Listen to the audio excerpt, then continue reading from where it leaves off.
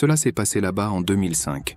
J'avais 18 ans et je vivais à Uvalde, au Texas, dans une région à faible revenu, commune dans plusieurs zones rurales du Texas, généralement situées à la périphérie des villes. La ville la plus proche de moi était San Antonio. J'ai fréquenté une école communautaire locale parce que c'était la seule alternative financièrement viable pour mes parents. Un de mes grands amis du lycée, Andrew, est allé à San Antonio pour étudier au San Antonio College. Il vivait dans un petit appartement à la périphérie de la ville avec un colocataire. Sa petite amie lui rendait aussi souvent visite, car la ville n'était qu'à 1h30. Je l'ai toujours vu. Il m'a invité à y passer le week-end, alors j'ai pris ma fidèle camionnette de 1995. Sérieusement, la voiture était terrible. La jauge de carburant ne fonctionnait pas. Je devais toujours me souvenir de la dernière fois que j'ai fait le plein et réinitialiser le compteur kilométrique. J'ai pris la route 90, qui était une route droite d'Uvalde à San Antonio. J'étais sur la route vers 3h un vendredi après-midi et il n'y avait pas du tout de circulation. Je suis arrivé chez Andrew à 1h jugée appropriée. Sa petite amie n'y allait que le lendemain. Alors on est allé boire un verre. Nous nous sommes arrêtés dans un magasin d'alcool, puis avons passé un moment à boire dans son appartement avec son colocataire. Puis nous sommes allés tous les trois dans un bar louche qui acceptait de fausses pièces d'identité. Nous sommes retournés à l'appartement à 2h du matin après le dîner. Je me suis endormi sur le canapé. Le lendemain, les choses auraient été presque les mêmes à l'exception du fait qu'Andrew et sa petite amie avaient des problèmes tout au long de la journée. Comme ils étaient de plus en plus intoxiqués pendant la nuit, elle a commencé à lui crier dessus devant moi, rendant la situation très gênante. Je n'ai pas beaucoup bu ce jour-là car j'étais déjà indécis à l'idée d'y rester avec elle. Finalement, j'ai décidé qu'il valait mieux rentrer chez moi. J'ai dit au revoir à tout le monde et j'ai commencé mon voyage de retour à la maison. Il était déjà très tard, il était probablement minuit, peut-être un peu plus tôt. L'autoroute 90 était déserte. Soudain, le moteur a commencé à avoir des problèmes. J'ai été dévasté quand j'ai réalisé que j'avais oublié de remplir le réservoir. J'ai ouvert le questionnaire plus lentement, mais il était trop tard. La voiture est tombée en panne. Je me suis garé sur le bord de la route et j'ai essayé de l'allumer plusieurs fois, mais je n'ai pas pu. J'ai attrapé mon téléphone, qui est aussi mauvais que mon camion, et j'ai essayé d'obtenir un signal, mais pas de chance. Je ne pouvais pas appeler à l'aide. J'ai allumé la lumière de secours et j'ai attendu que quelqu'un de gentil m'aide. Vous n'avez aucune idée du temps que j'ai passé au bord de la route avant d'apercevoir les phares. J'ai agité mes bras à l'approche de la voiture, mais elle m'a dépassé sans me remarquer. Cela s'est reproduit environ 10 minutes plus tard. Je commençais à désespérer, me demandant si je devais simplement dormir dans la voiture et attendre le matin pour appeler à l'aide. Je me suis assis dans la voiture, j'ai tourné la clé pour ne pas décharger la batterie et j'ai incliné le siège dans l'espoir de dormir. De temps en temps, j'entendais une voiture passer, mais ça ne semblait pas être une bonne idée de saluer les gens dans l'obscurité. Pour moi et les personnes à l'intérieur des voitures, la situation semblait risquée. Alors que je m'endormais presque pour de vrai, j'ai entendu le bruit d'une portière de voiture fermée derrière moi.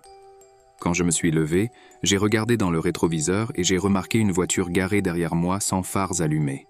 Je me suis retourné pour mieux voir. C'était un gros camion, mais je ne pouvais voir personne à l'intérieur ou à proximité. Peut-être que quelqu'un est passé pour aider. Je suis sorti de la voiture et j'ai dit « S'il te plaît », mais je n'ai reçu aucune réponse. Je me suis approché de la camionnette pour m'assurer qu'il n'y avait personne à l'intérieur, puis je suis retourné à ma voiture. Étrange, j'ai vu les arbres au bord de la route. Il est possible que quelqu'un urinait dans la forêt. Je suis retourné à l'intérieur de ma voiture et j'ai verrouillé la porte. Ça commençait à devenir vraiment bizarre. Comme en cet affixe soudain, j'ai entendu un bruit dans ma fenêtre. J'ai sauté et j'ai levé les yeux. J'ai vu un homme me regarder d'en haut de la voiture, avec un sourire sur le visage. Je n'ai encore rien fait. Il a demandé « Hé mon pote, tu as besoin d'aide ?» J'ai baissé un peu la vitre et j'ai dit « Hé, nous n'avons plus de carburant. » L'homme a dit « Quelle situation compliquée. Viens ici et aide-moi avec ça. » Quand il a dit ça, je me suis dit qu'il voulait que je l'aide avec un gallon d'essence pour remplir le réservoir de ma voiture ou quelque chose du genre. Honnêtement, je suis sorti du camion et j'ai fermé la porte, espérant y entrer. Cependant, il est resté immobile, me regardant depuis qu'il était beaucoup plus grand, toujours souriant, et a dit « Veuillez vider vos poches ». Il m'a fallu un certain temps pour comprendre ce qu'il voulait dire. J'étais vraiment un étudiant sans le sou qui conduisait une vieille camionnette. Je ne serais pas la cible d'un volume, en prenant l'argent que j'avais et mon téléphone portable. J'ai couru vers les arbres. J'ai couru vers le A petit, mais rapide. Je me suis retourné et j'ai réalisé qu'il me suivait. Après être entré dans la forêt, j'ai couru dans toutes les directions jusqu'à ce qu'il semble que je l'ai perdu. Alors je me suis accroupi derrière un grand arbre pour reprendre mon souffle. Quand je l'ai entendu s'approcher encore plus près, j'étais silencieux, retenant ma respiration. Je l'ai entendu dire à haute voix « Je vais te tuer, salaud !» Je ne sais pas s'il parlait fort parce qu'il était en colère ou s'il voulait que j'écoute, mais il avait tellement peur qu'il ne pouvait pas bouger même après avoir entendu ses pas s'éloigner. Je n'ai pas bougé. En fait, je suis resté dans cette position toute la nuit, m'allongeant finalement derrière ce grand arbre jusqu'à ce que le soleil se lève. Je suis retourné sur la route vers mon camion. La voiture qui me suivait a disparu, mais les portes de mon camion étaient ouvertes. J'ai remarqué que ma boîte à gants était brouillée et complètement vidée de choses de peu de valeur. Je suis sûr qu'ils ont aussi pris ma veste à carreaux, avec quelque chose dans ma poche. Finalement, j'ai réussi à attirer l'attention d'un bienfaiteur qui m'a conduit à la station-service la plus proche. J'ai acheté un bidon d'essence, je l'ai rempli, et l'homme l'a rendu à ma voiture, où j'en ai ajouté juste assez pour me rendre à une station-service et remplir le réservoir. Alors je suis rentré directement à la maison. C'était une situation réelle qui m'a montré qu'il y a de mauvaises personnes qui essaieront de profiter de vous lorsque vous êtes vulnérable. Mais il y a aussi de bonnes personnes, comme l'homme qui m'a aidé. Quand j'avais 18 ans, j'étais très inexpérimenté et innocent. Il avait l'habitude d'être un peu impoli en conduisant, klaxonnant quand il était impatient et coupant presque les gens. Maintenant, en regardant en arrière, je réalise à quel point j'étais stupide. Si j'ai des enfants, je serai beaucoup plus exigeant envers eux en matière de conduite. Cela dit, je m'identifiais pas mal à quelqu'un de mon âge. J'avais l'habitude d'étudier à 5 heures de chez moi et quel que soit le jour de la semaine, le trafic empirait toujours à mesure que je me rapprochais de chez moi. Pendant les pauses, je rentrais souvent chez moi la nuit pour éviter cela, ce qui réduisait un voyage de 4 à 5 heures à seulement 3. C'était le début des vacances d'hiver, car le semestre était terminé et tous mes amis étaient rentrés chez eux le même jour.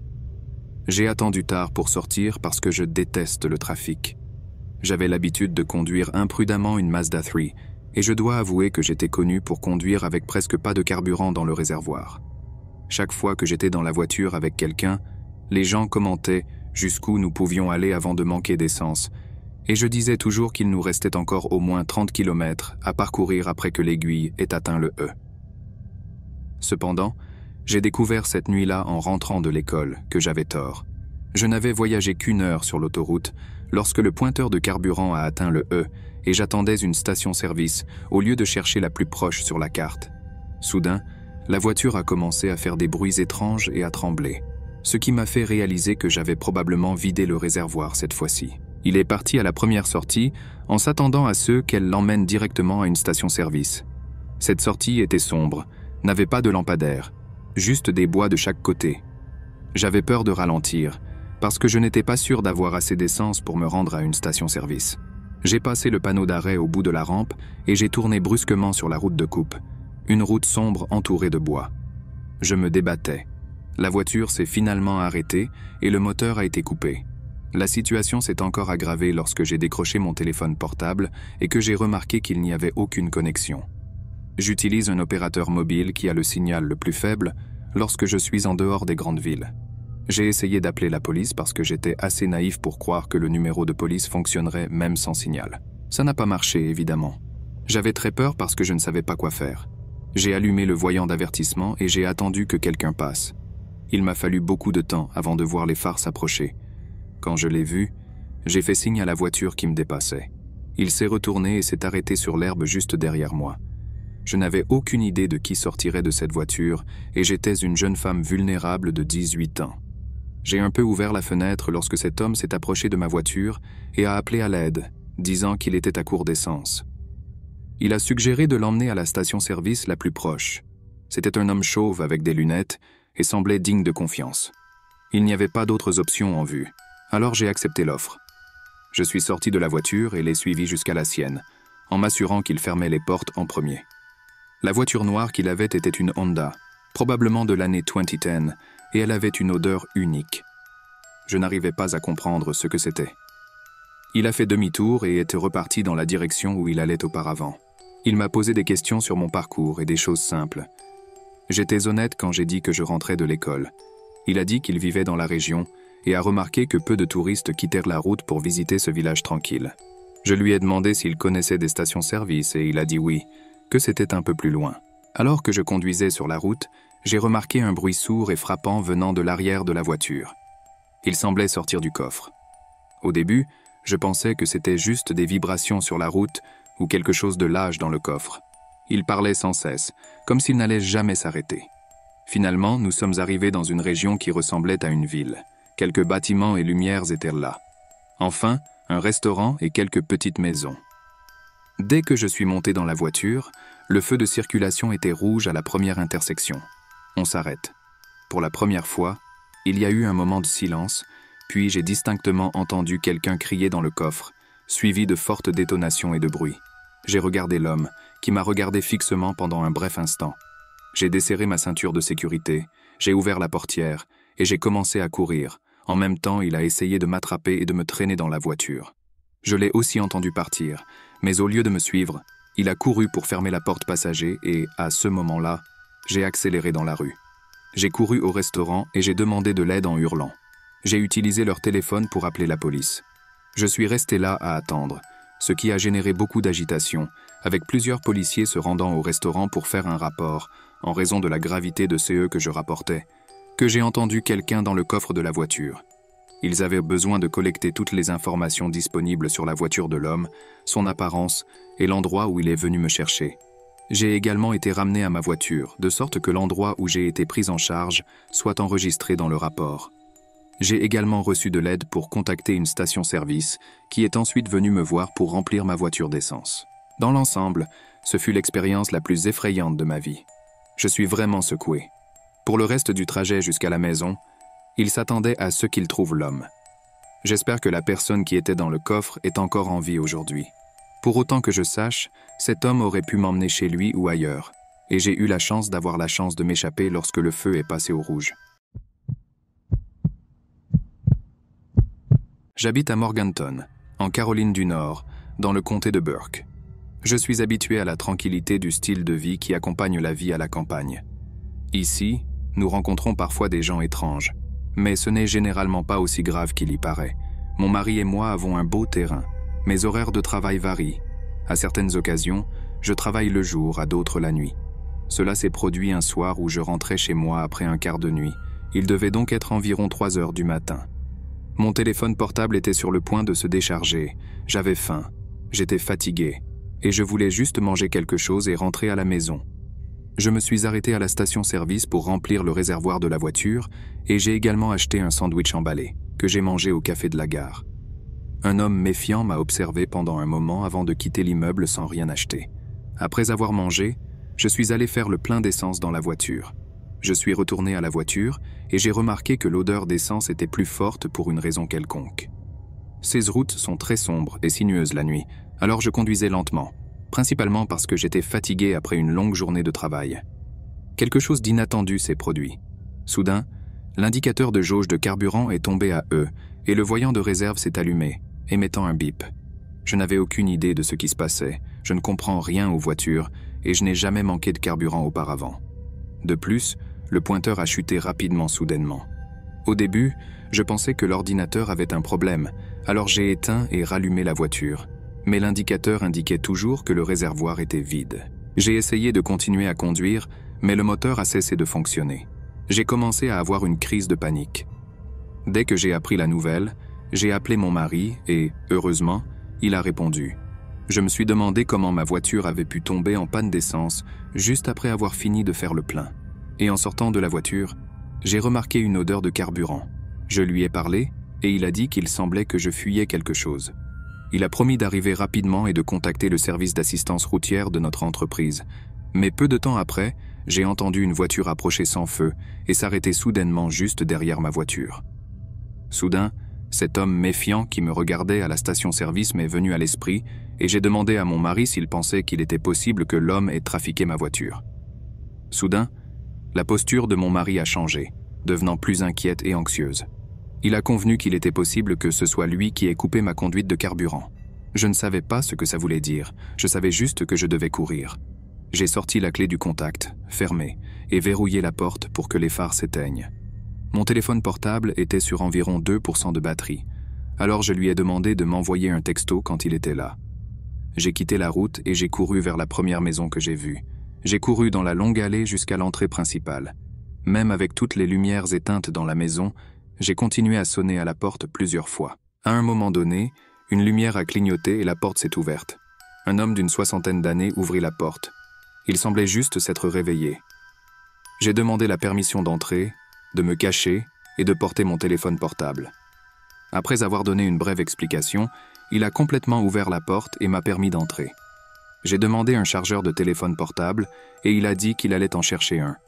Puis il m'a demandé de m'asseoir dans la pièce. Je restais assise, toujours vêtue de l'uniforme de mon infirmière, mélangeant une série de sentiments. L'homme a appelé de la cuisine et m'a demandé si je voulais de l'eau. J'ai accepté, s'il te plaît. Il ne savait pas que je pouvais voir son reflet dans le miroir du salon, qui donnait sur la cuisine. Je l'ai vu remplir un verre d'eau, et je suis sûr que je l'ai vu mettre quelque chose dans l'eau. Il s'éloigna du miroir, mais le robinet resta ouvert pendant environ 30 secondes avant d'être fermé. Il est revenu dans la chambre avec un verre d'eau et me l'a tendu. Je l'ai remercié et il s'est assis, a commencé à m'observer, puis m'a demandé de m'expliquer. Encore une fois la situation. Je lui ai dit que j'avais besoin d'un chargeur de téléphone portable pour pouvoir appeler mon mari. Il a accepté et a suivi. J'ai regardé mon téléphone portable et il n'avait qu'1% de batterie. J'ai utilisé la puissance restante de cette batterie pour envoyer ma position actuelle à mon mari, par mesure de sécurité. Plus tard, j'ai remarqué l'odeur du verre d'eau. Et bien qu'il ne sentait pas du tout, je savais avec certitude qu'il y avait mis quelque chose. Maintenant, j'étais confronté à la décision de partir ou de rester. D'une part, j'étais très pressé de recharger mon téléphone. D'autre part, j'étais presque sûr qu'il avait été endommagé par l'eau. Je l'ai entendu descendre les escaliers et il a dit qu'il n'avait pas de chargeur de téléphone portable parce que le sien était cassé. Après qu'il ait dit cela, je me suis immédiatement levé et je suis allé vers la porte. Je ne suis pas stupide. Après être parti, j'ai couru vers la route. Je me sentais malade. Je ne pouvais pas croire que 2 incidents possibles avec 2 hommes différents se soient produits la même nuit. J'ai rampé le long du bord de la route, caché derrière les arbres. J'ai attrapé mon téléphone portable et envoyé ma position mise à jour. C'est à ce moment-là que ma batterie s'est épuisée.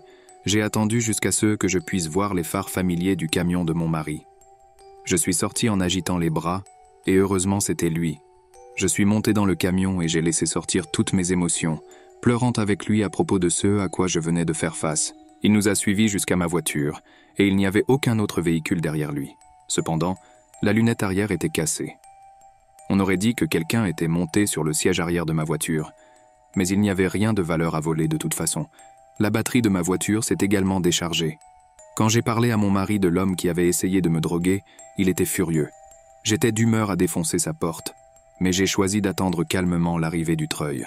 Nous avons attendu longtemps jusqu'à ce qu'il arrive enfin. Ma voiture a été emmenée chez le concessionnaire, où elle resterait jusqu'au lendemain. Mon mari avait raison. Ma voiture a été endommagée exprès, et la conduite de carburant a été complètement coupée. Heureusement, je n'aurai pas à travailler pendant les prochains jours, car j'avais besoin de temps pour me remettre mentalement de la nuit dernière. L'idée d'être presque victime d'hommes suspects 2 fois en une nuit ne m'a pas quitté l'esprit.